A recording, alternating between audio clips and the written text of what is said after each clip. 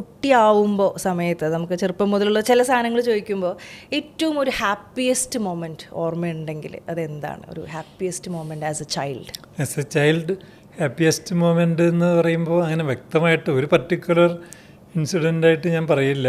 ഞാൻ പലപ്പോഴും പറയാറുള്ളത് എനിക്ക് എപ്പോഴും ജനിച്ചു വളർന്ന നാടും അല്ലെങ്കിൽ എൻ്റെ പാരൻസും പിന്നെ പഠിച്ച സ്കൂളും അധ്യാപകരും അതല്ലേ എന്നെ ഞാനാക്കിയത് എന്ന് എനിക്ക് തോന്നാറുണ്ട്. അത് പിന്നെയും ശരിവയ്ക്കുന്നു. ഇപ്പോൾ പലപ്പോഴും നമ്മുടെയൊക്കെ ക്യാരക്ടർ മോൾഡിങ്ങിൽ അതൊക്കെ തന്നെയാണ് അതിൻ്റെ ബേസ്. പലപ്പോഴും പലരും ചോദിക്കാറുണ്ട് ഈ ക്യാരക്ടർ എങ്ങനെ വന്നു, അല്ലെങ്കിൽ തീർച്ചയായിട്ടും അത് വളർന്ന സാഹചര്യം തന്നെയാണ്. അപ്പോൾ ആ ടോട്ടാലിറ്റിയിൽ പറയാം അത് നാടും വീടും കുടുംബവും